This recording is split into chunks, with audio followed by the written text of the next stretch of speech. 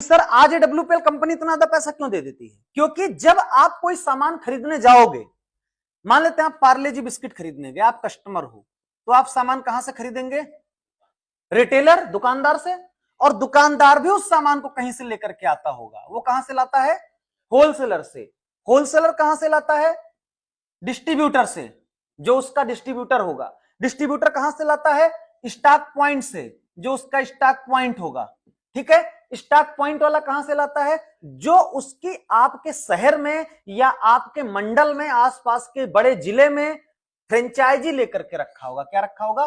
Franchise लेकर के रखा होगा। ठीक है, और फ्रेंचाइजी वाला सामान कहां से लाएगा? वो लाएगा कंपनी, मतलब मैन्युफैक्चरिंग से, जहां पर हमारा मैन्युफैक्चरिंग होता है या जो हमारी कंपनी है। क्लियर हो गया मेरी बात? सर ऐसे ही सारे व्यवसाय होते हैं, चाहे इलेक्ट्रॉनिक हो, चाहे डेली नीड के आइटम हो, चाहे खाने पीने के आइटम हो, ऐसे ही तो धंधा चलता है। हाँ या ना?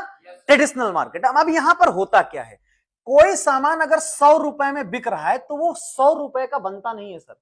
वो कितने का बनता है सर? उसकी मैन्युफैक्चरिंग कॉस्ट होती है 25 रुपए। 5 रुपए कंपनी ने प्रॉफिट लिया, 5 रुपए इन्होंने लिया, 5 इन्होंने लिया, 5 इन्होंने लिया, 5 इन्होंने लिया, और 10% रिटेलर ने ले लिया। सबको परसेंटेज बटा होता है। आपने सुना होगा बाबा रामदेव पतंजलि का फ्रेंचाइजी लो तो 2% कमीशन मिलता है। ऐसे हर जगह का कमीशन बटा होता है। तो उसमें ये भी पैसा कमाते हैं, ये भी पैसा कमाते हैं, ये भी कमाते हैं, ये भी कमाते हैं, ये भी कमाते हैं, ये भी कमाते हैं, लेकिन कस्टमर कुछ नहीं कमाता। जबकि असला धंधा कौन करता है? असली प्रोडक्ट कौन सेल कराता है? कस्टमर। कस्टमर को हाजमोला पसंद है इसलिए हाजमोला बिक रहा है।